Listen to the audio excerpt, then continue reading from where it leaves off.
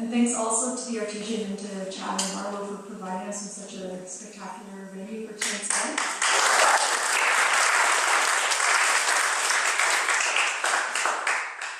So Israeli Apartheid Week is a series of events that's held every March in cities around the globe as part of an international movement of solidarity for the liberation of Palestine and also to build the international campaign for boycott, divestment, and sanctions against Israel until it complies with international law. For those of you who may not know, Israeli Apartheid Week actually started at the University of Toronto with about 6 students as part of the Arab Student Collective. And in the span of 8 years, it's expanded to 110 cities across the globe, from Johannesburg to Jerusalem, Belfast, London, Paris, Birmingham, Alabama, Regina, obviously, in addition to about a dozen cities across Canada. And I think it's important to recognize that at the same time as the Canadian government has really distinguished itself as Israel's strongest ally and steadfast supporter on the world stage, the solidarity movement in Canada is also distinguishing itself as one of the strongest in the world, and that's something we should really be proud of. I think this Israeli Apartheid Week is particularly important because, as many of you know, the student union at the University of Regina has recently passed a unanimous resolution to endorse the 2005 call from Palestine for boycott, divestment, and sanctions, and is committed to looking into the student union's investments in divesting from companies that profit from or are complicit in Israeli apartheid.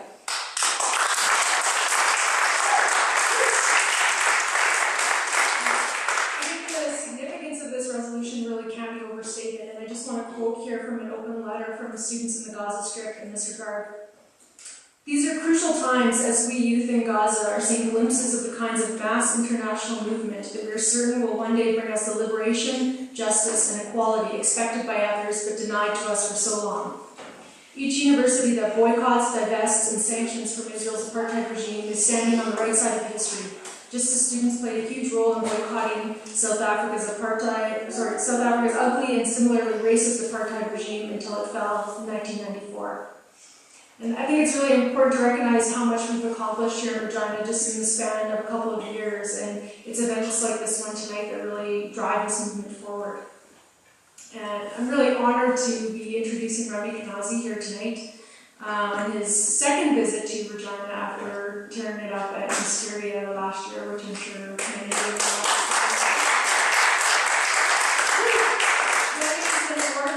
Poet, writer, and activist based in New York City. His poetry has taken him across North America, the UK, and the Middle East, and he's a recurring writer in residence with the Palestine Writing Workshop. He's also the editor of the anthology Poets For Palestine and author of Poetic Injustice, Writings on Resistance in Palestine, which is available for sale at the entrance if any of you are interested. Remi has been described by the renowned British author and Booker Prize winner John Berger as a voice which refuses to be silenced, and by poet and author Abunimah as a poet with immense power and bravery. Remi describes himself simply as an angry poet, which I don't know about you, but it's a kind of poet that I have a particular fondness for. And so let's give it up for Remi Kanazi.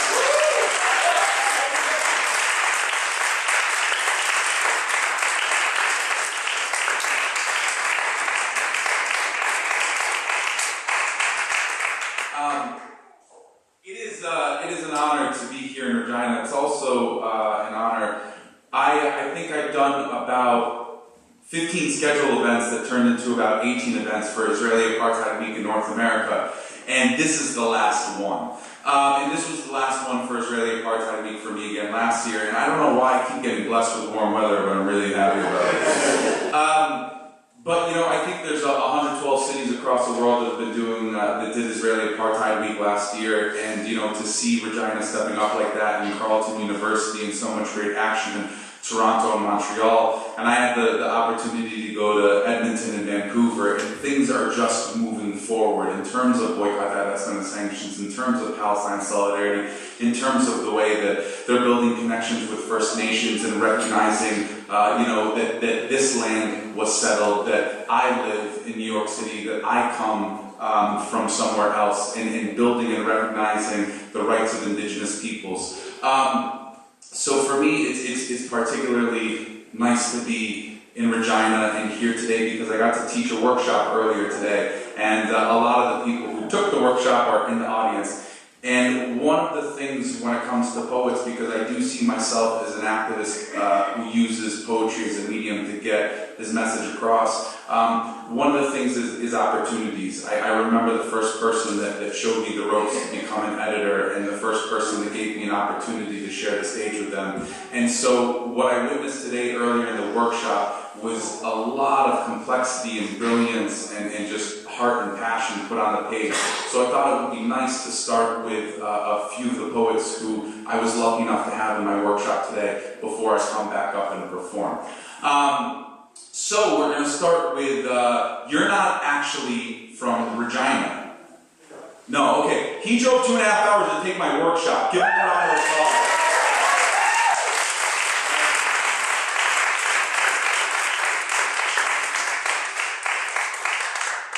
I wouldn't take a subway ride to go see me perform, so I really appreciate everybody that came out today.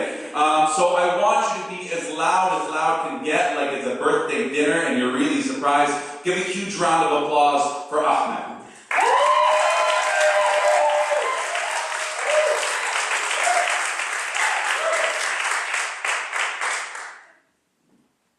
I'll definitely say the workshop was very well worth it. I wasn't like this stuff.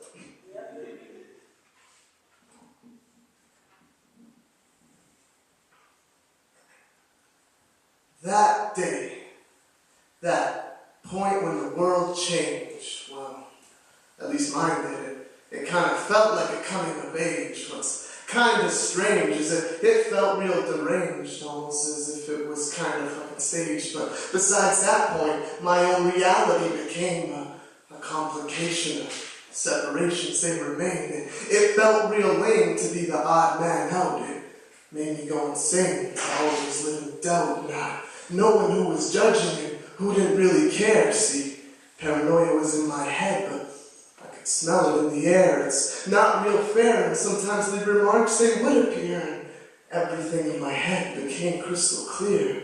References to terror, full beards and sand, because the Arab villain in Hollywood became popular demand now.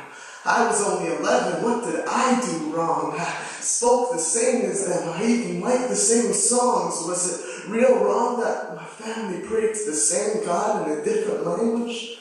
While most of my extended family was still dying from US imposed sanctions. The world's a messed up place, and I learned that one pretty quick. My parents were happy to be here though, a safe place to raise their kids. But on that day, everything seemed to switch, and that safety that they cherished was something they started to miss, cause Maharar was deported back to Syria. He pleaded he was Canadian, but the US just never wants to hear you, so off he goes right into solitary confinement, and for over a year straight, our government stayed silent while Mr. Harar was blindfolded and beaten, and all for what, man? What was his treason? And oh, of course, they never even found a reason, and 374 days later, they released him. He was an active and productive member to society. He never made made a ripple, he always lived quietly. What was his fault? He stick by sobriety. He was in the wrong place at the wrong time. Stop lying to me. You see, my background has been targeted, as if something was backwards with my people when we started. But it's not even like that. Our culture was full of artists. But the gap continues to grow. The more they make departed, they sift through our names on their racist database. Best believe I've seen a kid get searched and he was only 8. His passport set up a flag and they had to check him before he came. And oh, of course, Muhammad was his first name. On this earth, Muhammad is the most common name. Are you insane? Do you really only see color in that clogged brain? You're not doing your job. That's the same excuse that the SS German soldiers fucking use. Don't you see how you just torture our existence? The stories I've heard make me want to become resistant. But I know inside that'll keep them persistent. So I ask for your help, man. I need your assistance. Yeah!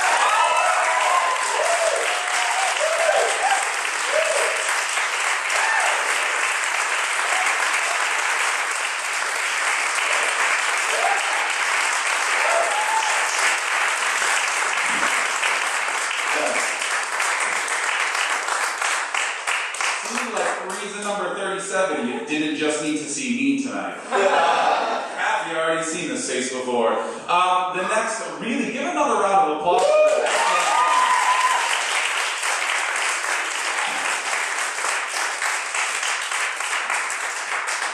You know, we're talking about in the poetry workshop, and sometimes you're not supposed to put too many thoughts on your sleeve. I mean, especially if you're Arab, if you're Muslim, it's post 9/11. You have to keep it kind of quiet. And that's what people want. They want that, and that's why we need to do the opposite. So thank you so much for coming to the workshop and sharing that kick-ass piece. The next person I'm going to bring to the mic, who's also ridiculously awesome in the spoken word workshop today, is Greg Allen. And I know your last name.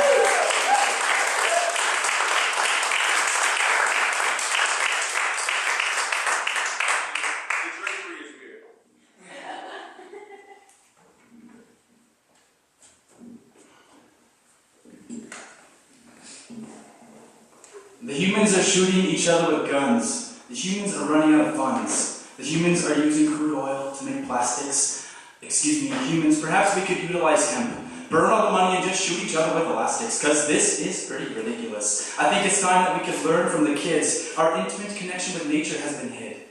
Things on earth got a little messy along the way, and I think it's something we did. So here's what I did. To you, the mother, the daughter, the father, the brother, we're going to need to learn to lean on each other if we're ever going to uncover the never-ending pattern of desiccation to our Earth Mother. So what will it take? What change will we make? Will it be once we've planted the last public seed not yet stolen by the Monsanto beast? Will it be the last photograph of a majestic moose, or burn Sitka spruce down to the last piece? I guess if we get really hungry, we could just feast on the last of the Canadian geese. These days of consumption are the days of disease. Will it be when the trees cease to breathe and we're stuck sucking smog, choking on our knees? Will it be when we've decreased the need for sentient beings, pollute the water to its spoil, continuous conditions of sulfur emissions, spitting acid rain into the soil? Do we need to spill all the oil, get stuck in the muck of ecological turmoil? Silly humans, we're starting to see a solution. So close to attaining disillusion. Finally, we can see that the ecological footprint we leave actually exceeds the very earth that we step on. So I've deducted, if we instruct the reluctant to invent a new reality, prevent the fatality of planetary consciousness duality, the human civilization doesn't have to become another casualty of war, greed, tyranny, and deceit. But what a fantastic feat and feeling it would be if we could defeat the grip of the elite's evil dealings, the ones who lead us on a weary path, the ones who cast their mystic tricks upon us, hypnotic trick comics slipped within subconscious. And now we have this Occupy movement and we have them thinking, uh-oh, they're onto us.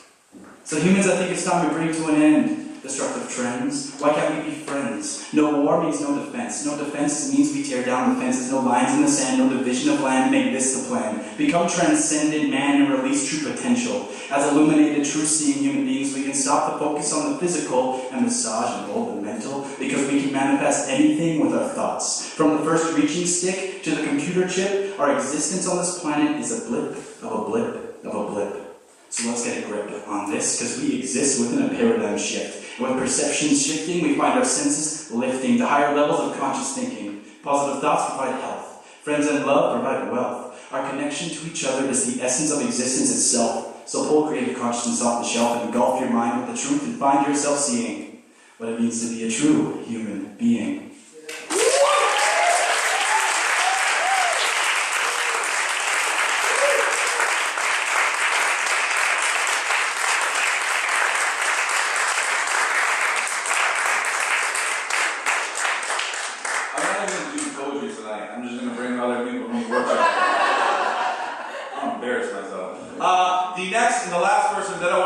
Before I come up and I do a lot of new stuff because I see a lot of familiar faces is, and I want to give you I want a huge round of applause, oh my god, it's like your baby niece and she just started walking and she decided she wanted to sing Celine Dion because I know you guys like her here, right?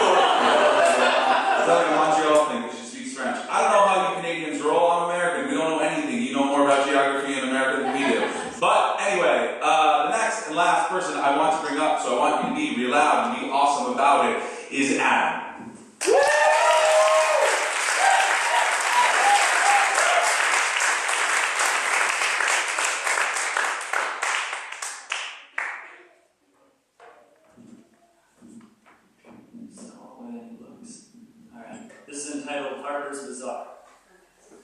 I write my poems for the masses, regardless of classes or schools of thought. But if your ass is too passive, it's going to get passed on this road to discovery. And while we're all recovering, it seems that I need new glasses, or at least a prescription. Because what I'm missing is the point, where values get left switched on like Friday nights, and it just might have me yelling over bebop that now that these rooftops and treetops have been mixed, that we need to decide what the real issue is. Because these issues' shoes is huge, and they'll walk and stomp and march and over what we believe to be the true, north strong and free to be was the record that taught me to be kind to everyone, regardless of color or class. And class is something we all need a little more of. A little re-education would be, how do you say, apropos. So what I propose is a grade 40 for those and over, and the newly informed would spread it to their children like a disease, so a new generation could please be nurtured to grow in our land that's now been frozen in time and snow.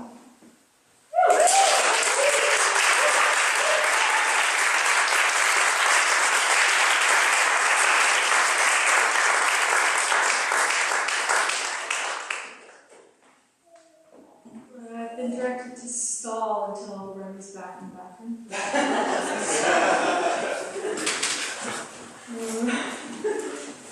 Maybe I'll do that by announcing a teaching. I didn't know that you were being told that she was on. Okay, awesome. Guys, I should be yelled at you 2 minutes ago, or 7 minutes ago. Why no love for the front 3 rows? What is this? You have a unique opportunity to move all the way from the back into the front. I am a poet. I am fragile. I cry easily. I do not bite. I am not angry. I am happy. I can't see anyone in the back. People in the back, come to the front row, please! Thank you. Oh, wow, you listened to that. Whoa, angry man with a big eyebrow. Just yelled at me. I'm going to come to the front row. So here's, okay, raise, you guys didn't even come to the front row. You're like, I'm showing this second. Fine. That's okay. I'll do a lot of leaning over anyway. Raise your hand if you've seen me perform before. Boom. Okay. So there's not too many people. Alright, nobody wants to be that guy where it's dear comedian, I heard that stupid joke before. So I don't want to be that guy. I don't know if I told my story, but I'll tell you a little bit about myself before I start performing. And here's the story. I grew up in a small town in western Massachusetts. Anybody ever been to Massachusetts? Why would you? It's like Regina. Oh, I'm just kidding, people who love it here. That girl's not smiling at me. I'm just kidding. So I grew up in a small town in western Massachusetts. There were 9,000 people in that town. Of those 9,000 people, 8,990 of them were white. Then there was my brown family.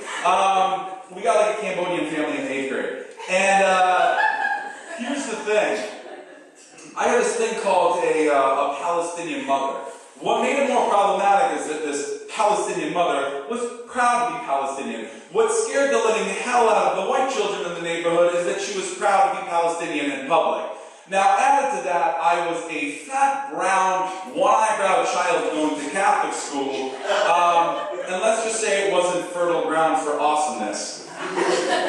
Now, fast forward a few years, or 15, and I got to college, and I had, some lefty friends, and I knew a Lebanese girl who spoke fluent Arabic and went back to Beirut every summer, and I had a Latino friend that spoke Spanish, and I started to think to myself, what the heck is wrong with me? Why have I been pushing away my identity? My grandparents and parents are refugees from 1948. My mother's side is from Jaffa, my father's side is from Haifa. My dad and his twin brother were 2 years old when they fled from Haifa, and my grandmother was 7 months pregnant with my mother when they were dispossessed. So this is something that sat with me as a kid. I understood my grandmother's stories, but I didn't really know what to do with it. So my brother started sending me articles from Counterpunch and Electronic Intifada. I don't know if you guys know of those websites. And I started to learn a little bit more about Palestinian history. And then I moved back to New York City 4 months before 9/11. And when those two towers came down, there was so much vitriolic language, and that we got to go and turn that place into a parking lot type of mentality. And I didn't know how to respond. And the only way I could respond was with anger, because I wasn't educated enough. It's like somebody's lying straight to your face, and you're just silent because you can't just be like, you're wrong, you're really damn wrong. And so I started reading everything that I could. And eventually I began writing about Middle East politics. But it wasn't until 2004 that my brother and sister took me to go see Def Poetry Jam on Broadway. It was the first time I saw Suhair Hamad, who's a Palestinian poet, perform live. It was the first time I had seen so many other people from different places and different cultures talking about social justice, talking about their identity, connecting in a way that I had never been able to before. So for me, spoken word was a medium that I could get my message across and connect to the average 19-year-old. Because the average 19-year-old didn't want to read an op-ed in the New York Times, but they would listen to a hip-hop track, and they would listen to a spoken word poem. So the first poem I'm going to do is called, I have no idea. I think I started with this last year, but why not start with it again? Because it's super angry. I don't need to tell you guys anything. You got student unions working on divestment. You're like, boycott, divestment, and sanctions. Honestly, Canada, way to be 19 steps ahead of the US. We're trying to catch up. 5 years ago, I couldn't do an event in the United States because I was too radical. Now it's like, hey, do that BDS poem. I was like, yeah, how do you like me now? And they're like, why don't you put a little more spice into it? I'm like, really? Okay, fine. But, this first poem I'm going to do is called Coexistence. I hope you're tweeting about me and not calling your sister. I'm just kidding. No, you do that. Here's the thing. I'm not a comedian. I think I am. I'm not funny, but just go with me. So I call people out. If you got to go to the bathroom, I'm going to call you out on your way to the bathroom. If you got to leave early because of some emergency, I'm going to call you out. And then I'm going to apologize profusely when you send me a Facebook message and they're like, my wife was pregnant and her water just broke. And I'm like, wow, I'm a really weird person. Okay, so this first poem is called Coexistence. Now, and hold on a second. Come say hi to you guys first. Hi, how are you? Thank you, front row. My name's Remi. Thank you so much for coming out. I really just want to be liked. Freedom to me is like being liked, right? I want freedom because I think everybody should have it. Doesn't that sound really nice? You shouldn't have discriminatory laws or ethnically cleanse people or take their land or occupy them or put them under systems of apartheid or say, you can't drive on this road. That's really rude. We shouldn't have that. So I'm really just nice. Hi, thank you for picking me up from the airport. The first poem is called Coexistence. Now, I don't mean in the happy way that we're coexisting here today. I mean in the BS CNN type of way, where if the Palestinian people only come to the table, give up 90% of their homeland, stay in Bantustan and ghettos, give up the right of return, and negotiate for the next 100 years, then maybe Israel will give them some small sliver of historic Palestine. I'm not really a fan of that, so I wrote this poem in response. Now, dear people who saw me last year, don't worry, I'll switch on the anger and scare the hell out of my students. me and Brian went over it. We were literally in the car, and I was like, hey Brian, tell me which poems I didn't do last year.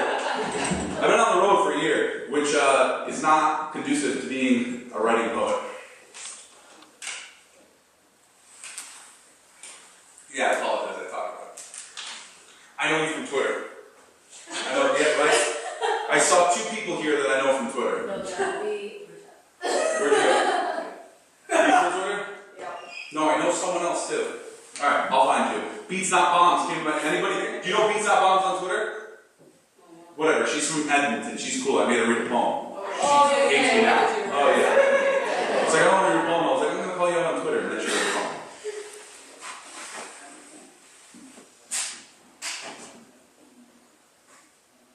I don't want to coexist.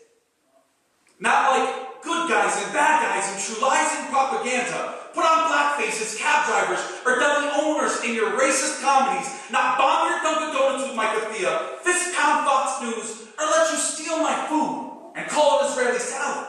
I won't mess with his own hand, or let him turn the rocks of Palestinian children into balloon animals. While Israeli soldiers snipe our children's head, shoulders, knees, and stomachs, Hollywood sightseers of young ones, lovable tales of blue and white heroes. I'm not looking for your approval, not a token roll or job on my knees scrubbing toilets in Israel's Congress. I'd rather fight with blacks and Latinos against oppression than concede to a mainstream plantation that sees me as other unless I'm checking the college application. I don't believe in the tooth fairy or 2,000 claims of homes you supposedly deserved when people are resurrected and walked on water all exist. In a world that fights against racism like Martin and Malcolm, please ghetto tales of Stephen Biko as a song that never dies, no matter what apartheid makes of our bodies, feeds mouths, and Belfast streets, and resurrects Bobby Sands' message so that we'll never be hungry again. And whether you know it or not, I'm the best solution you have. One man asking for one vote, tell me to look at the sea, and I'll never drive you into it. I'll never return the favor.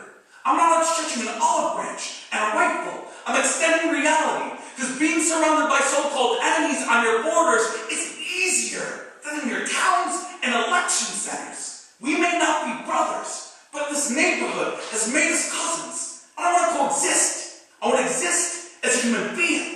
And justice will take care of the rest.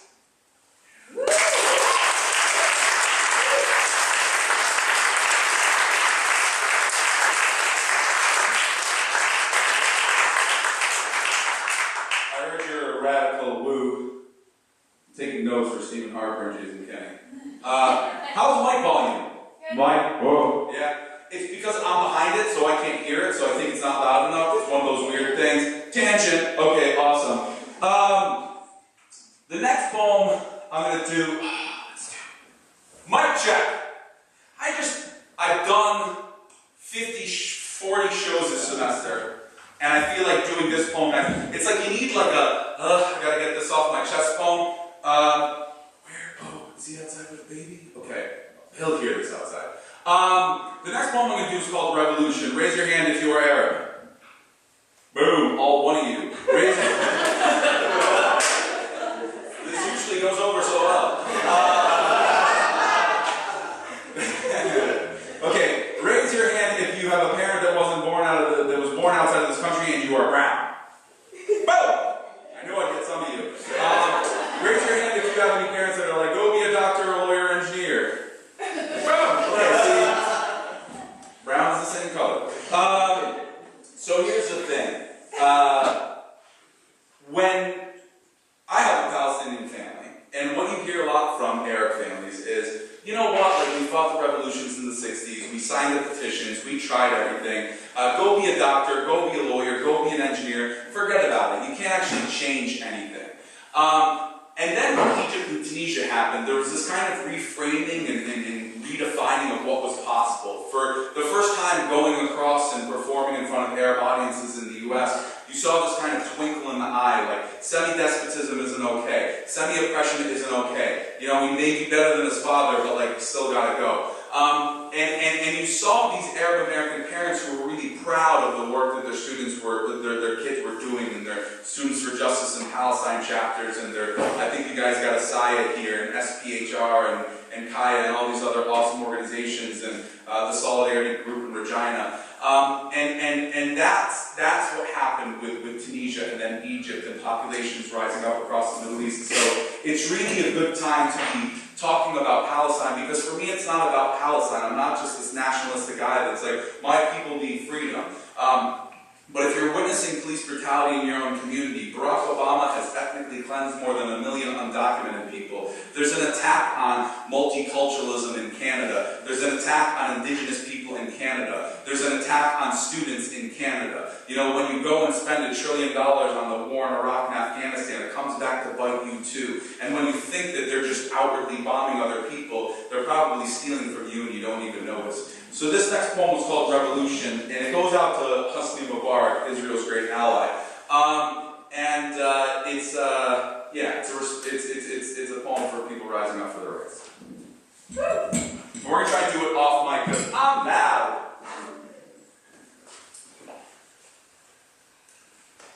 Alright, I'm going to speed up the pace of the poem, or else I'm going to be here till 1 in the morning. I was like this in kindergarten. My teacher went to the bathroom one time, I swear to God, went to the bathroom. She came back, Mrs. Caggiano, I hope nobody's taping this. I was dancing on her desk. Don't do that, little one. I don't know why I was dancing on her desk, but the teacher did not like that at all. I was like, I was a large child too, so I don't even know how I got up there.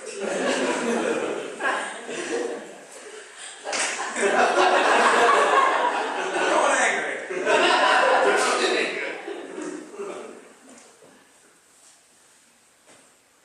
You were told, no. Stop complaining, keep your head down, walk forward, smile when spoken to. This is just how things are. It could be worse, it could be over there, it could be back the way it was, but it can't be what you're thinking. They're too powerful, too brutal, too supported by the West, Saudi, Israel, broker deals to keep you down and your resources out cheap. Don't stand up, resist, reject, must respect status quo that keep you imprisoned, your outspoken tortured, your economy pillaged.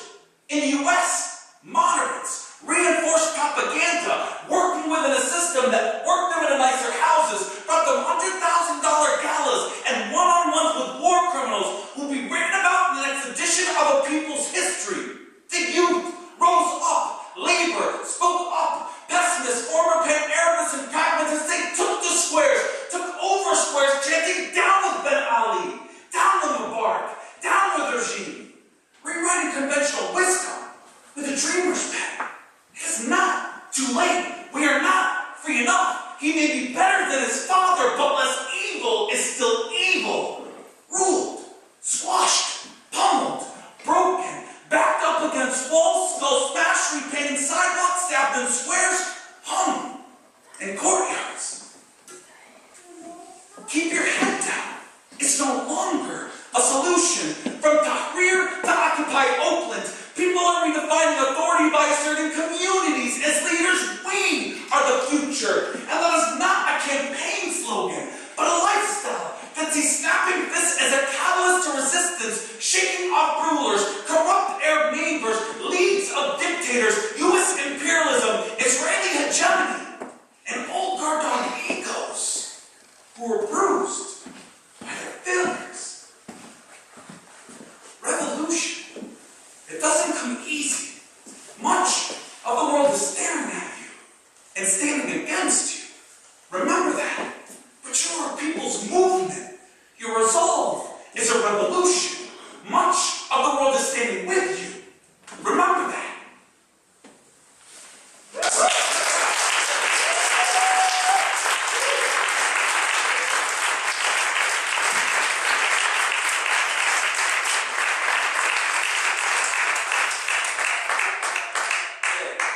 Job tonight is to screw over my voice. I don't know why. Oh. It's like I know the book back and forth when you search through it, like you're not stupid. The next poem I'm going to do is called The Do's and Don'ts of Palestine. Don't say it's great, because if it sucks this year, you're going to disappoint everyone. I can hear your whispers. The next poem is going to be called Do's and Don'ts of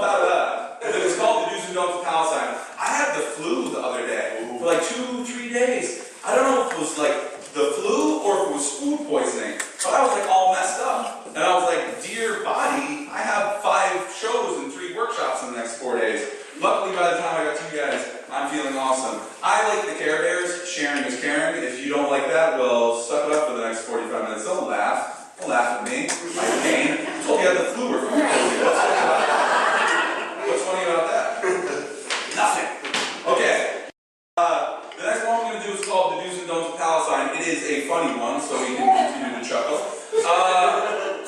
And here's the thing. You don't want to be too ground. You don't want to be too angry. Because post 9/11, Jason Kenya is watching. I see some listening in the audience. Tell other people. So here's a little tutorial on what you should and should not do because you don't want to scare the rest of society. It is a very sarcastic tone. Let's see. Can I come down here? If I go down there, can I go down there? And still have light? Like if I do this? I'm about to break your floor. How's that check? Okay, we're going to do this because maybe we'll do a couple like this because I don't know, it's so nice to see you. Come here. Come here. Okay. Here's the thing, you know, like, I'm not a hip-hop artist. I'm not cool. I wanted to be a hip-hop artist, but I didn't have any swagger. So I had to be a poet. But I like to be close to the audience. Hey, it's nice to see you. Thanks for coming out in the front row. You can be with the people. I'm a man of the people. Delirious. Okay, so this first one was called The Do's and Don'ts of Palestine. If you guys don't like it, don't tell me. Why? Because I'm sensitive, I'm a poet, and it'll hurt my feelings. If you do like it, please feel free to snap your fingers, clap, and don't throw rocks. I have to look at you first. Somebody's got to get the first line, okay? Let's see. You ready? On a scale of 1 to 10, how kind of guys is that? A 12? Oh, I did that one time. I heard an S out of the girl's mouth. I was like, how dare you? She probably meant a 7.99999, but it could have been a 6.2. I didn't really know which one. Okay, doing the bone. Doing the bone. We gotta fasten the pace.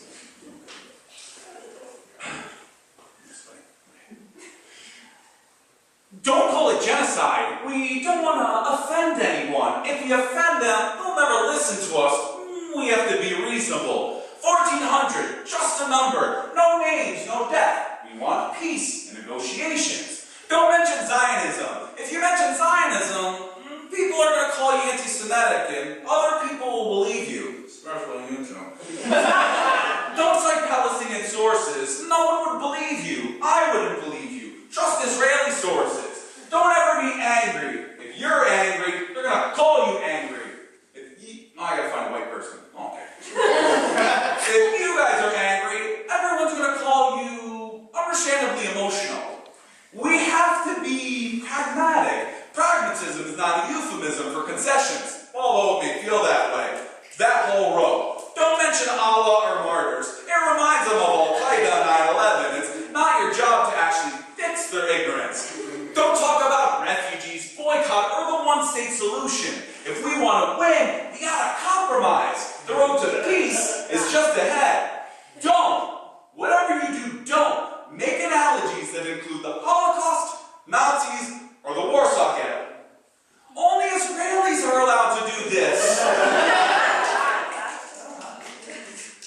When discussing wars on Palestine, Lebanon, Syria, and Iran, don't talk about Haifa, Jaffa, Safed, or where your family's from. But if you do, nod when random people say they love Israel. It doesn't matter where you came from, you can't actually go back. Don't, just don't, and that will lead to doing.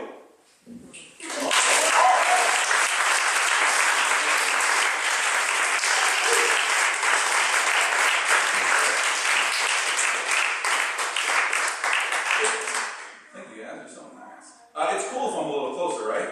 Is this mic on? Yeah, right? You have to understand, I'm not a theater artist, so I'm not used to being behind. I'm a poet. People are like, oh, we don't have a mic for you. I'm like, how dare you? Where are you going? I told you I was going to call you out. Oh, I have an emergency. I don't care about your emergency. Come back quick. I love you. Thank you. Okay. So, I have no idea what I'm going to do next, but it's really nice to be here. I'm totally going out of order. You know, it's that kind of stuff, you have a set list, and then you kind of go in that way, and now I don't want to go in that way, so I'm going to do this poem next. Alright.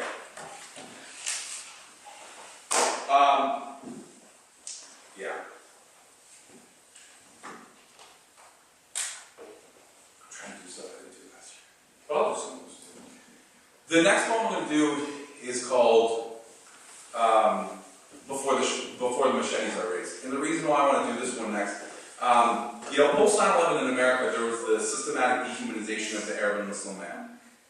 And this is something that had happened to the Black and Latino male in the U.S. For a long time prior. And had been embedded in our history and then sweeping away the indigenous population. And, you know, like, I grew up in the Northeast, so to travel around Canada and to meet with different indigenous groups, it's weird. Like, I grew up next to the Mohawk Trail, I grew up next to Chickpea. I mean, this is something that was completely erased. It wasn't until I went to, like, Minnesota, New Mexico, and Arizona that you actually, like, meet and build with people. And, you know, it's actually kind of funny. Like, Canadians are, like, really racist. And they're like Northeastern people. Like in the Northeast, we think we're like way better than Southern people. And they're like, oh my God, they're so racist in the South. But we just put our like racism in prettier packaging. But like Canadians do the same shit. Like Stephen Harper is crazy. Crazy.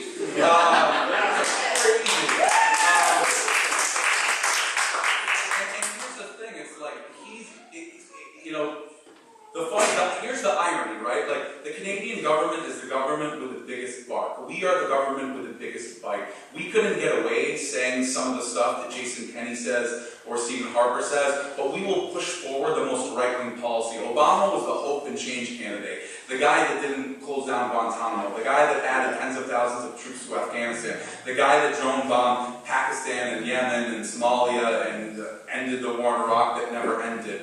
This is the guy that had the bailout that was also part of George Bush's package.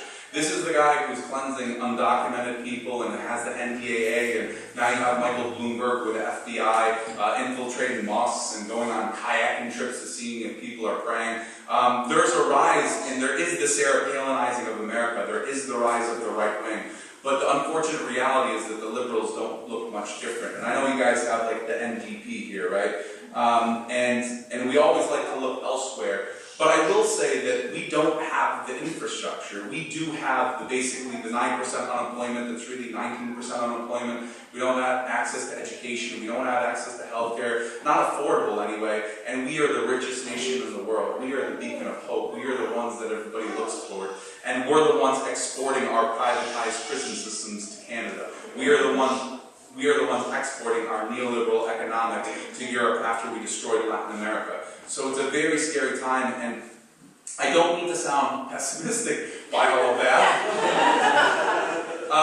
But one of the nicest things I have had over the last few years is to get to know some anti-apartheid activists who worked against the system in South Africa a bit better, and to see people who were part of the civil rights movement, and people who are alive that remember people rising up and the freedom rise, and the people who worked in the first Intifada. And so for me, fundamental change can happen. And in America, you're constantly feeling like you're 1 against 300 million, just banging against this wall that won't move. But it is the small steps that create a big wave. And so I'm not, sometimes my poetry comes off a bit, quote, angry or passionate, but it's just because I do believe that if we invest in a cause long enough, history and truth is on our side, and it will change. So,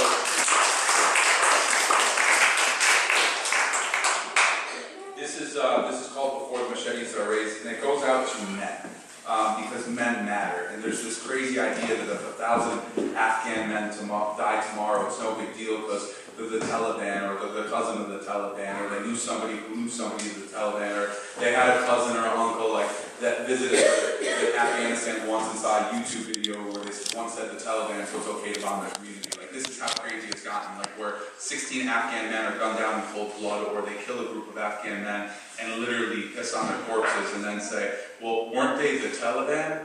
Yeah. What? Really? Okay, that's before the machetes are raised.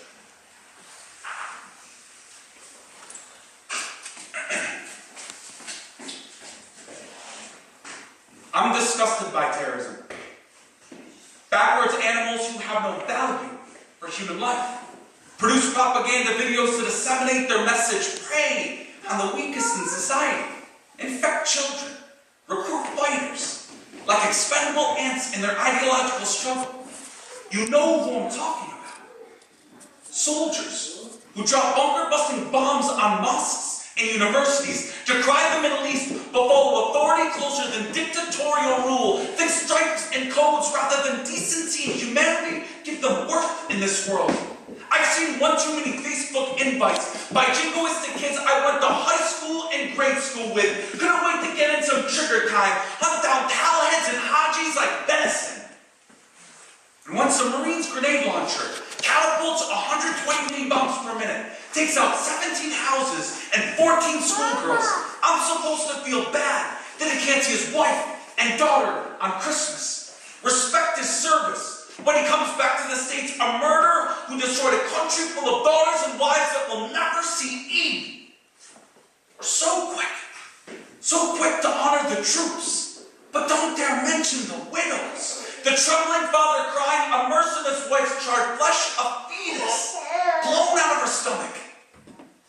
The soldier said kicking down the door was too risky. Where's the love for the 25-year-old Iraqi man whose car was riddled with American-made bullets, pain-faced and surprised look like grabbing for sky, falling out of 110-story towers? As long as we don't affect our shit, we'll shut up Darfur, Rwanda, and the need for antiretrovirals, look at people's aid packages who can't compete, rather than ravage lands, perfecting paradigms of imperialism and propaganda. Where's that right-wing Zionist trying to save the Congo, combating Leviathan in Angola, genocide in northern Uganda? Where's the humanity before the machetes are raised and proxy forces put into place? King, Mandela, and Gandhi aren't meant to be easy reference platitudes to make you feel better at night.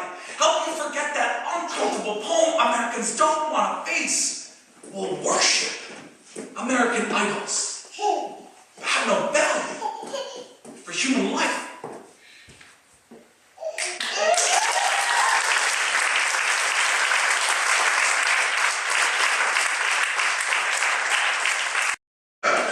Let's read, I'm going to read some of the three-line poems.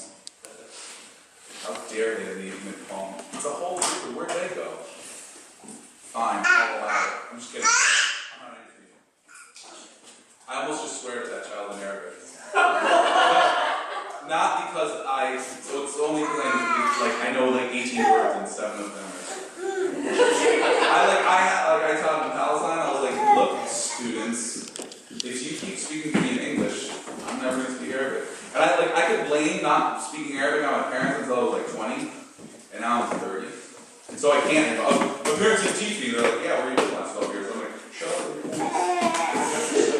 So, I'll actually, okay, these are not baby friendly because they are very silent poems.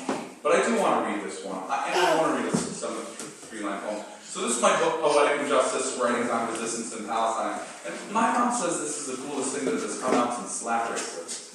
I don't think my mom knows what slap bracelets are. But I do think she would love me promoting with her name. So it came out last year, a week before my Regina show last year. And so also in the book, it's dedicated to my grandmother, my Teta Leonie, and she probably had the biggest effect on me as a person in my childhood or in my life that was Palestinian. And if you ever get a chance to talk to a refugee, and that refugee does not have to be Palestinian, it's a world into beauty and heartbreak and heroics, and it's just something I was really appreciative of. And my grandmother wasn't in the proper condition to read the book before it came out, and she had passed before it came out. So I dedicated the book to her. I also wrote a poem that was about my first experience in Palestine with my brother. And there are 48 three-line poems in the book split up into 4 different sections, each one to signify one of my displaced grandparents in 1948. So this is called The Opera. I would totally give it to the top for that. Bad parenting advice from the front. I got a niece now. Not a niece, my cousin's kid. And they're like, oh, my parents don't give me candy. I was like, oh, I got a good day. I'll be like, I don't know why she's not tired.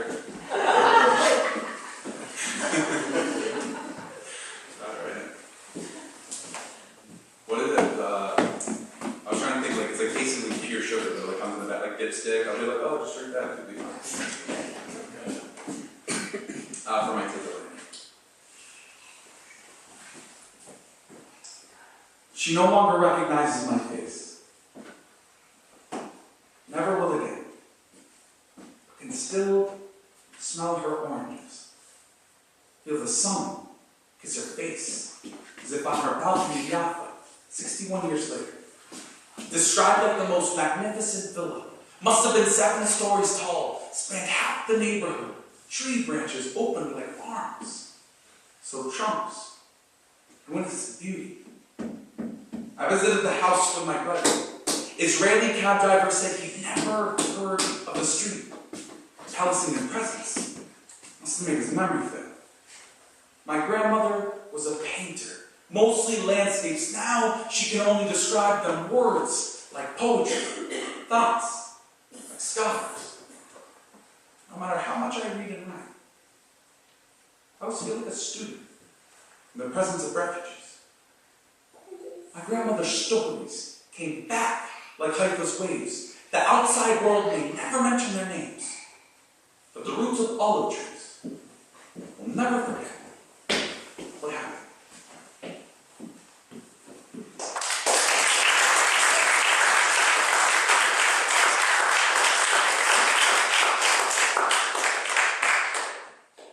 So, I'm going to read more. You know, sometimes I forget to say how much of an honor it is to be a poet. And, you know, every day I get to wake up and I either get to do a performance, or I get to do a poetry workshop, or I get to do I'm on the organizing committee for the U.S. campaign for an academic cultural boycott of Israel. So I get to do a talk on cultural boycott, or a workshop on cultural boycott. And, you know, it's just nice. I never thought I was going to do something like this. I studied business in college, and I can't express enough how thankful I am to the Regina Group and just activists in general, because I think there's sometimes a big mistake that the people who take the stage, the people who are the famous intellectuals or artists or academics, are the movement, these 15 people. And the reality is that it's the group in Regina, it's the university groups, it's the SPHRs, it's the Students for Justice in Palestine. Those are the backbones of the movement. You know, and they don't get trophies. And my grandmother worked in the Lebanese camps for 40 years and never got a medal and never got an honor. But that is the thing that is moving things forward. And so, for me, yeah, I just want to thank you guys again, because you know, when the history books are written, there are probably going to be a few figures that are remembered, but the reality is that it was a global international community that came together, that stood with Palestinian civil society, that tipped things forward.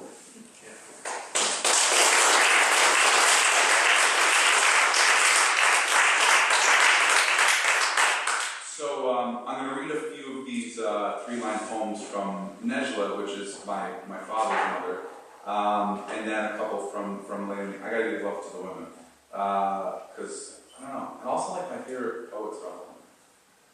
There's, anybody, I'll just throw out a few names. Anybody know Lisa Suhair-Majaj? Read her. It's awesome. And then I did a book called Poets For Palestine, and some of, Natalie Handel, who's in the book, helped me out a lot as an editor. And she edited a book called The Poetry of Arab Women. And groundbreaking and amazing, and even the translated work, I always pick on translated work, it was so freaking beautiful. So these are some of the 3 poems.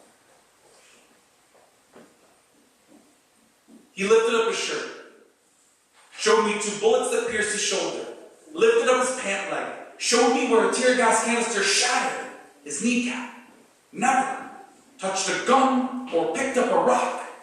His loud voice, more powerful than any weapon.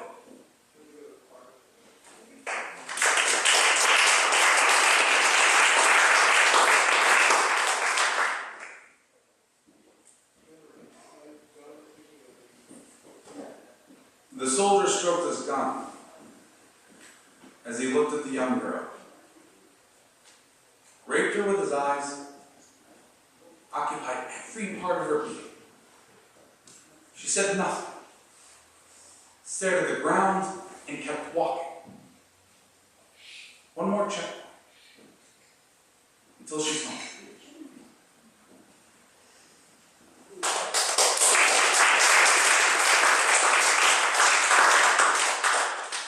You don't, well, thank you for that, but we don't have to. That's special audience.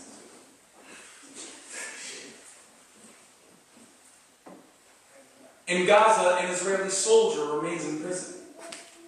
The world knows his name and the conditions to set him free. 7,700 Palestinians wallow in Israeli dungeons. The world cannot mention their names. Has it never bothered to learn them?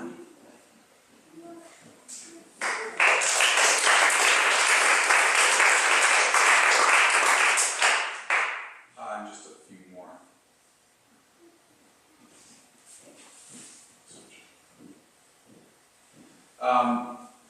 Does anybody remember the massacre on Lebanon that left more than 1,000 people dead in 2006?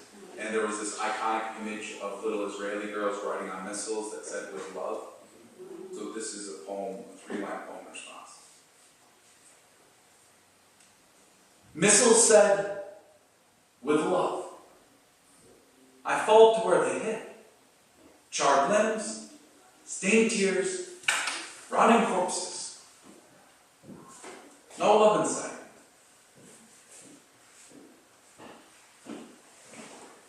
In the last week. A pregnant woman dies at a checkpoint. Sometimes a hand in the face is as powerful as a pistol.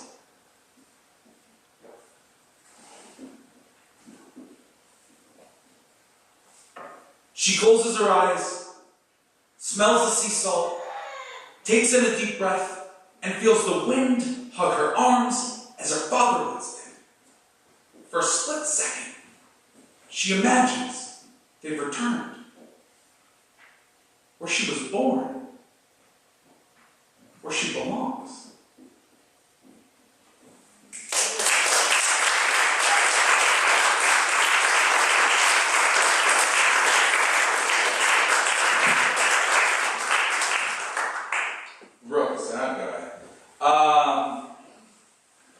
The next piece I'm going to do,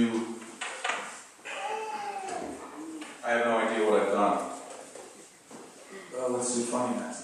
Come here. What do you do? Wow, wow, wow, wow,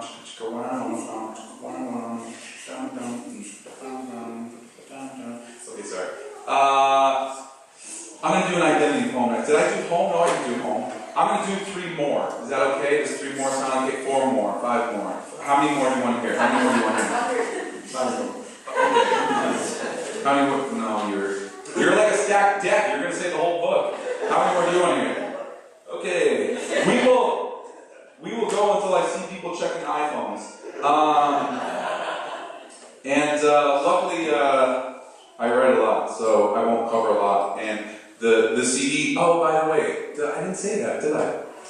The book comes with a CD. How do you like them apples? What's your name? Simon. So, oh yeah, we had dinner last year. I remember you. Yeah.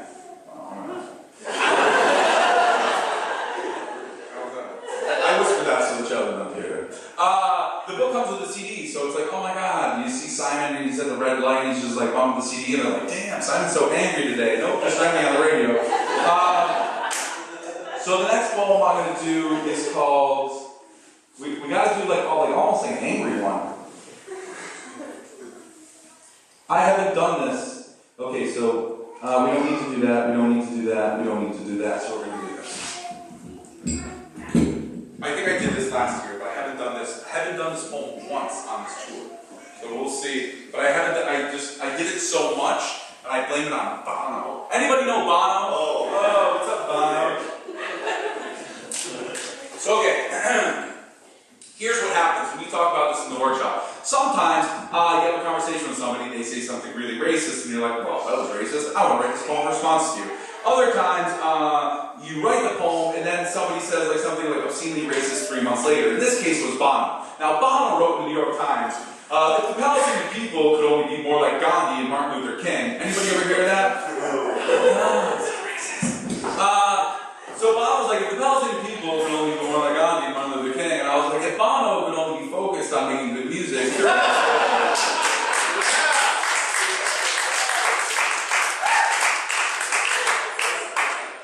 the street has a name, Bono. It says you're wrong. Have a beautiful day. Idiot. Okay. Now, why is this so angering? It's because it's a slap in the face to 6 decades of nonviolent resistance in Palestine. It is a slap in the face to every single person that has ever been shot at with a tear gas canister, a rubber bullet, a live bullet, has ended up in a prison. It's a slap in the face to every single Palestinian in historic Palestine that wakes up every day, because that itself is an act of resistance. So this poem is called Like Gandhi, Like Martin.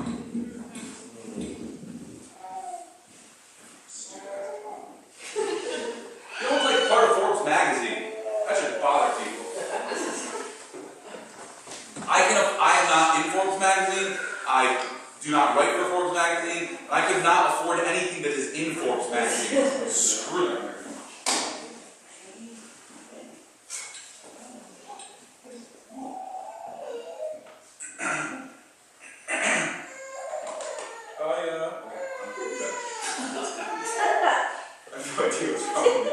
I haven't slept in like months. Catch yourself.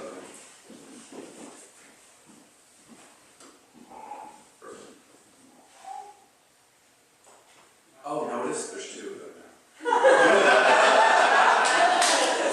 They may be like angry caterpillars running at each other while doing some poems, but there are 2. Don't let him fool you in the back.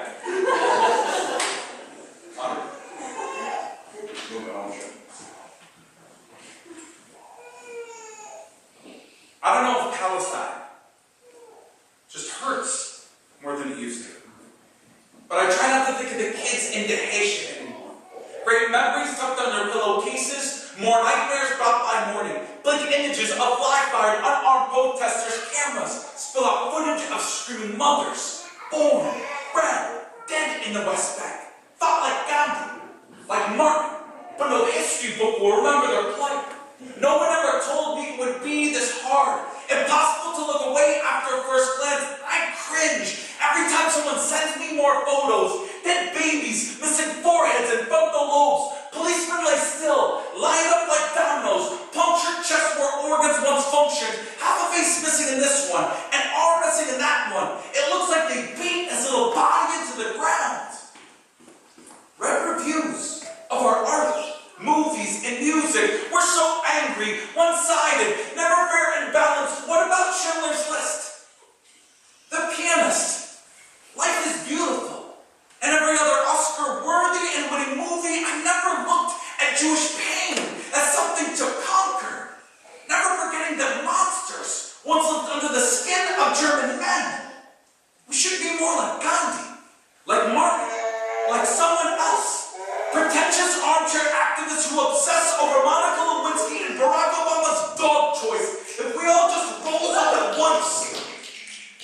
Like First Intifada, people in the West forget about. Want to be feminists, peace activists, and pluralists. Swallow tongues and gouge out eyes. Wouldn't live this life for 5 minutes. But are too quick to criticize the way we live it. While a million Iraqi throats are slit, reporters sit in air-conditioned newsrooms praising General Petraeus. Don't dare ask Iraqi clowns what they witnessed. It's quite a view from the ground, outside the green zone. The fallacy put forth is that if we were only better, we would be free today. We should be better than the people that happen to be Israeli, happen to be Jewish, because better is not racial, ethnic, or religious, but situational. So for that, yes, we are better than you. We should be more like Gandhi. And you should be more like F.W. de Klerk, like Afrikaners and colonialism and white supremacy in South Africa. Funny that we always blame the victims and never ask any to question, when is the day going to come when Israelis and other colonizers of the world better themselves?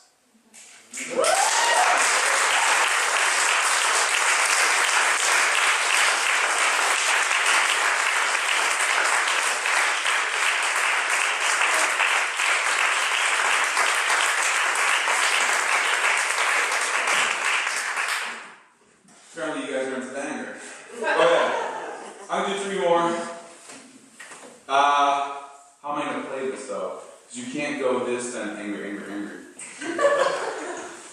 Spit it up. I don't want to do 4 more, that's like too much. So we're going to do 3 more.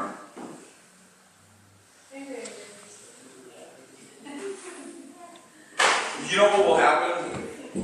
Is that the last poem might just seem like really intense. Like you just did that. It's okay. We'll see how it plays.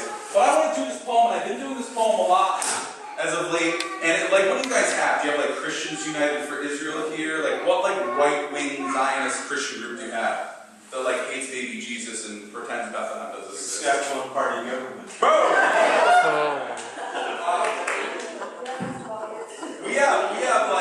We have the Tea Party, we have like Christians United for Israel, we have like, there's like a lot, there's like intensity. I was at APAC, and this guy was like, I need to go back to my land. And I was like, where is your land? He was like, I need to like go back to Israel. And I was like, I don't think you've ever been there. And he's like, we need to return after 3,000 years. And I was like, but you won't even want Palestinians to return after 63. And this other girl was like, oh, I was in the APAC conference. And I was like, oh, how nice of you. Does anybody know what APAC is? It's like a big right-wing Zionist lobby group in DC. And so this one girl was like, well, I was in the APAC conference. And I was like, where are you going? And she was like, I disagree with half of the things they say. I was like, ooh, positive. And she was like, I agree with half of the things you say. And I was like, well, isn't that fantastic? You're halfway there. Let me give you some material. And I swear to you, this other girl, she's 19 years old and she's in college, and she's like, look, I get the whole thing that you're saying, like I've heard it before, like you're into equal rights for all people in one state for everyone to live together, but you need to understand, I just want a Jewish state. And I was like, do you not know how racist that sounds? And she's like, yeah, I know, but it's something I believe in. And I was like, that doesn't make it better. So this next poem was called Religious Harmony. So I'm having this conversation with this guy. And he is Zionist, which means he doesn't like me. And so we're arguing for an hour and a half, and it's like smashing my face against the wall. And so finally he's like, what are you? And I was like, what do you mean? He's like, what are you? I was like, a Toys R Us kid. He's like, no. What are you? Are you Sunni or are you Shia?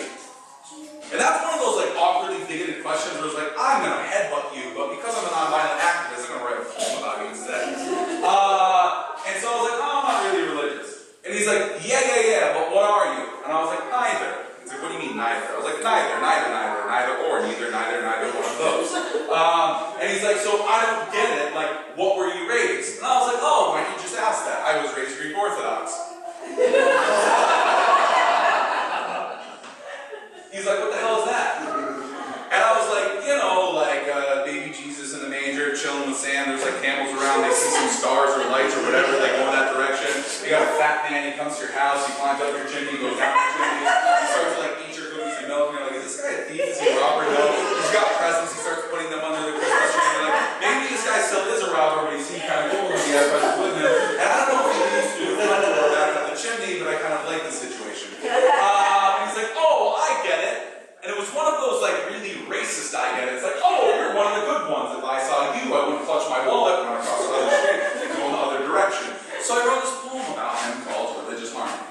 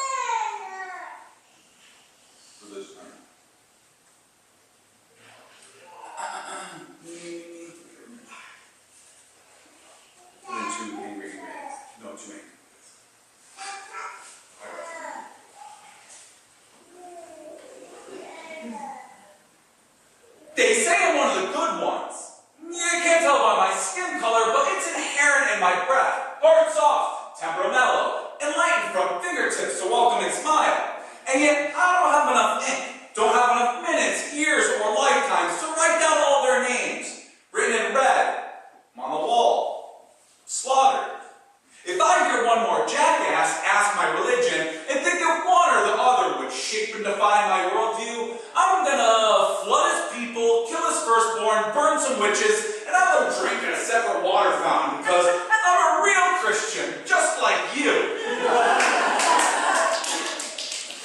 This Zionist guy says to me, my grandparents were just as oppressed as his grandparents by the Muslims in Palestine. Really? Last I checked, it was Zionist rifles held against temples that dispossessed Haifa and Jaffa. Urban insurgent bombings and massacres that formed an ethnocentric state that didn't recognize Muslims or Christians as equals. Ayn Hirsi wants to talk about dhimmis, but conveniently forgets Palestinian third-class status as the indigenous population. Not gonna have some crazy right-wing, hypocritical house rep tell me what's wrong with all those Muslims. Maybe I'll start listening to them when they stop starving Jesus' poor, aborting black Latino lives on death row, and overstepping homeless people on the way into their crappy Whole Foods. Now, for the high and mighty liberal secularist, just because you don't call it a religion doesn't mean radical capitalism hasn't destroyed this nation. With your grimy bankers and bailouts, liberals in mind destroying a country when they thought they could do it on the cheap and plant a Starbucks on every Iraqi street corner, then blame George Bush when, where's the kid, shit hit the fan. Now, I don't know if this is a PSA or a poem, but I was raised Christian and still can't see how that matters. Hear Friday prayers walking to the subway in Brooklyn, visit every quarter in Jerusalem, never knew religion by name but had faith in my people, know that xenophobia is in vogue, and I've never been that cool. Remember, fat kid with one eyebrow.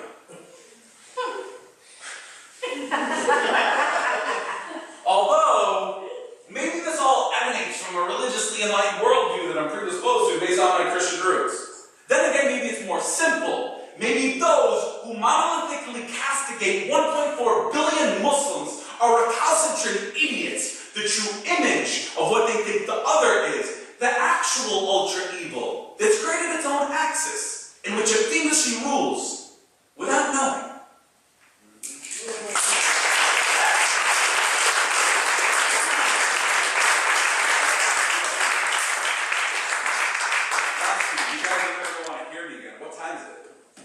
Talk about a 3-hour set. So, I'm going to do 2 more poems, and then what are you going to do?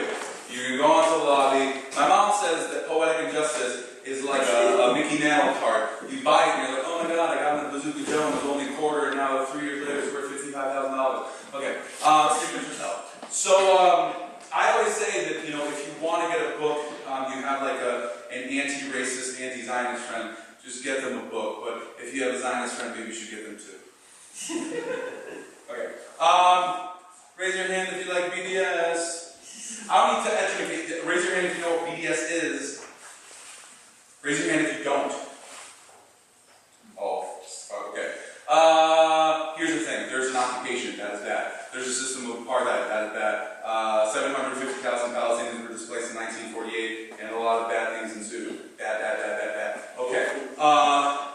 So, in 2005, Palestinian civil society decided after 10 years of failed peace negotiations, and the doubling of settlements, the doubling of outposts, the increasement of resources, the further siege and blockade on Gaza, that it was time for Palestinian civil society to act. No longer were we going to wait for a dishonest program in the United States, including the European Union or the collaboration of the Arab states. We were going to rely on global civil society. Now, here's the thing. We are not silent actors. Yay. The U.S. government gives $3.1 billion a year in military aid to Israel. We give them Apache helicopters and Hellfire missiles and cluster bombs and white phosphorus that are then used against civilian populations in open-air prisons.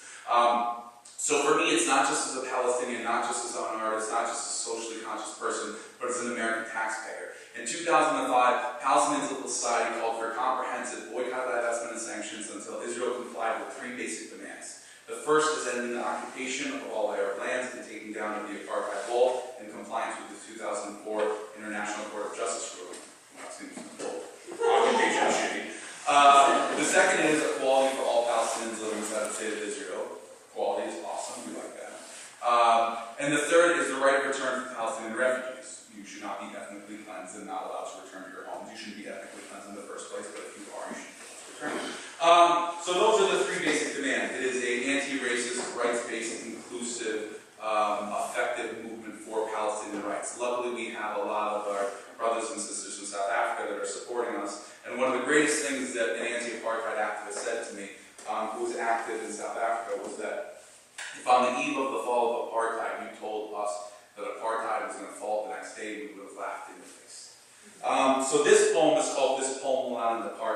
I'm an advocate of cultural boycott. One of the greatest things, one of the greatest components of the BDS movement is the cultural boycott. The sports boycott, specifically in South Africa, helped strip away the cloak of invincibility from the apartheid regime. No longer could the status quo go on. So this is called, this poem will end apartheid. It addresses cultural boycott, BDS generally, and my thoughts. And then we will end on some angry stuff. Oh, and then you guys can hug me, handshake me, and eat with me after. You'd like to do all three, I can do that. Or if you just want to bounce. I'm a free choice kind of guy.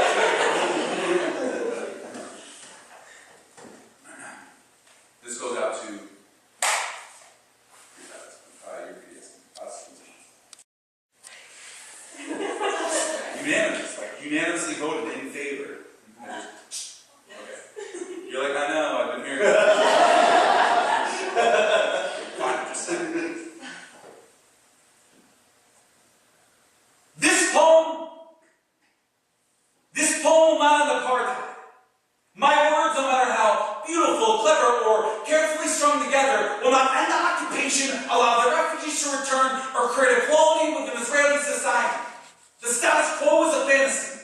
Telling us it's okay to sit on our hands, called political art propaganda, rather than those who politicize our lives, propagandists.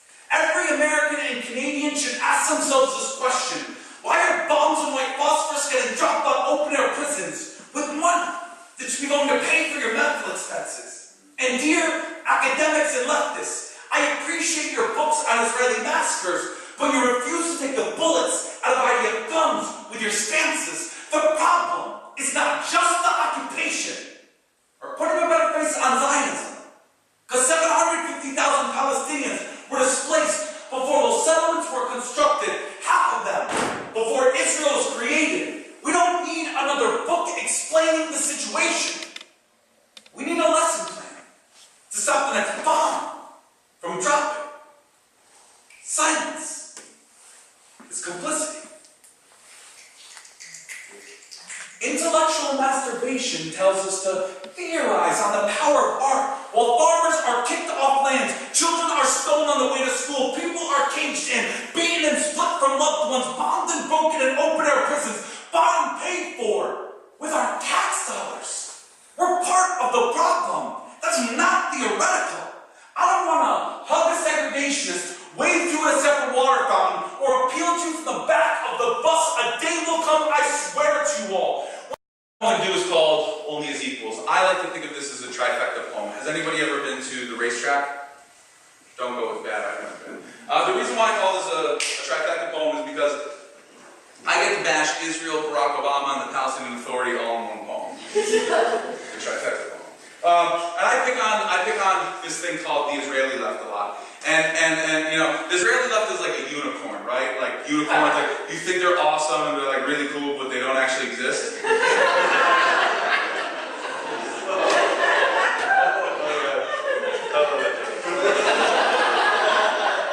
Jokes are better when you can laugh at your own jokes. And they have this cousin in the U.S. called the American left. And it's not to say that there aren't leftists. There are American leftists. I consider myself an American leftist.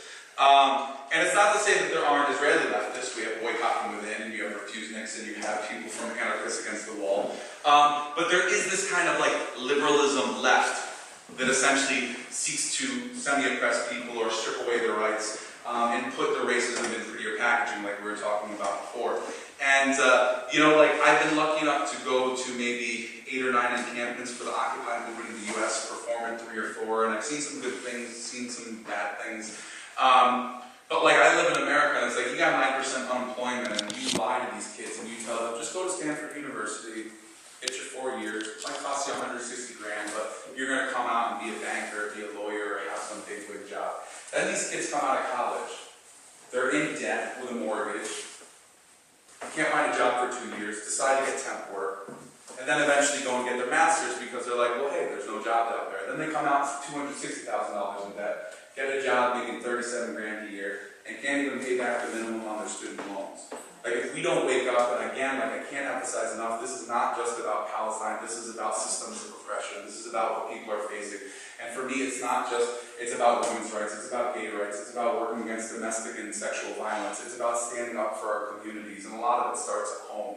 So, you know, looking at Palestine was kind of like opening Pandora's box, and when you see that amount of injustice, when you talk to a Palestinian farmer, when you see people who are literally living in tents because their home was just demolished, them getting, you know, 5 minutes in advance to run out of it, it affects you. And, you know, I lived in a bubble growing up in Western Massachusetts, and I had a lot of privilege in my life. My dad was a doctor, you know, so it's because of that privilege, and then recognizing that privilege, and understanding what this world is doing, what governments, what corporations, what people in power are doing to people who are not in power, made me want to fight twice as much against the injustice. So this last poem is called Only as Equals.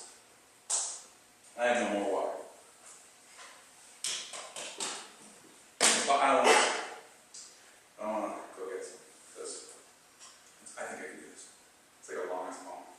So don't yawn. I saw a yawner over there. Oh, I don't care. You got finals or midterms. Drink a cup of coffee and purple.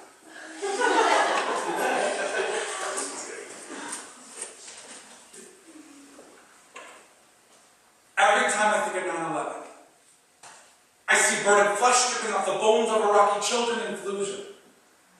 Now Gaza, I tend to memorialize the forgotten, the eclipsing collateral damage of our unpunished crimes, and maybe it's because I'm a numbers guy. Because if I had $1 for every time an Iraqi died since 2003, I'd be a millionaire. And don't get me wrong, sometimes I don't know who to hate more, the governments in the West or the politicians in the East who sell their souls quicker than the oil they export, strong men who use Palestine as a tool to line their pockets and don't give a nickel to their people. Who governments who stitch mouths check for check from Washington and AIPAC. How can you be their prototypical anti-Semite if you're signing peace accords to oppress your own people? And then Orientalists and idiots want to talk about how we can't have democracy in the Middle East because of what happened in Gaza. A Hamas boogeyman wrapped in democratic elections. Rahm Emanuel wants to educate me and my people about democracy gone wrong. Why doesn't he try implementing one in Israel first? Instead of bowing down to terrorists like his father and the IDF, lauding a third-rate racist European society that's imploding quicker than its moral standing in the world. Enlightened, like 1950s Afrikaners and slave traders, just because a house is beautiful doesn't mean the bones you built it on are fully decomposed. The Israeli left is about as alive as Ariel Sharon. I am sick.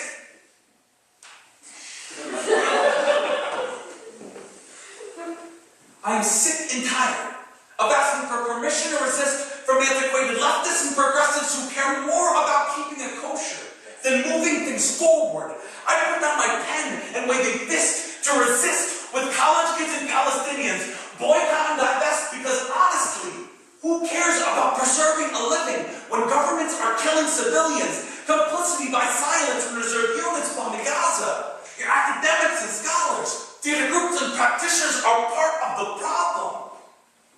And if logic doesn't fit into your long-term plan of rejecting my right to return, I'm sorry, maybe one day you'll return to reality where my people have babies quicker than Zionists can concoct and options.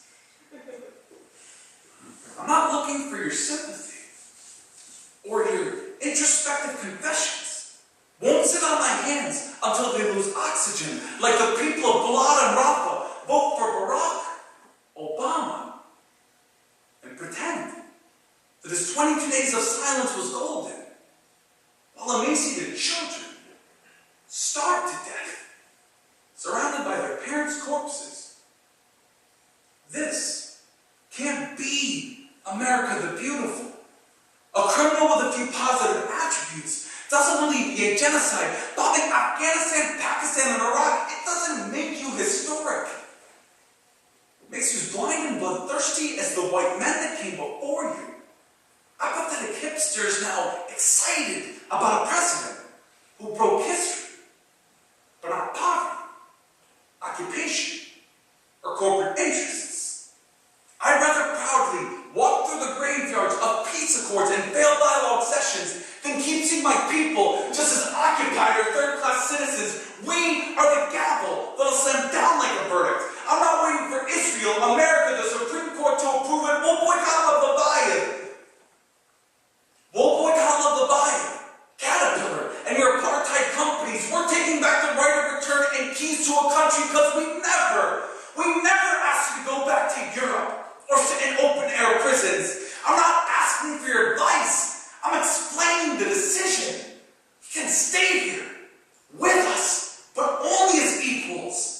It's not that you're Israeli.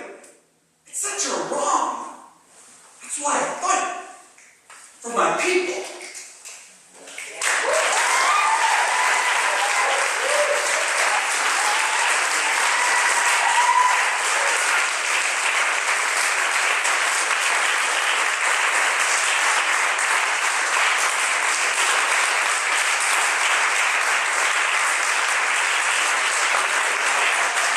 Sit down, radicals. Sit down. I'm watching all of you.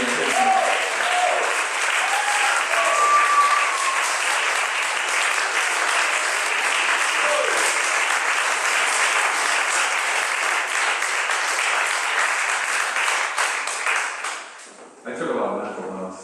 You. I was like, oh, that one clapped with that one. We're in that one. Jason's gonna love that.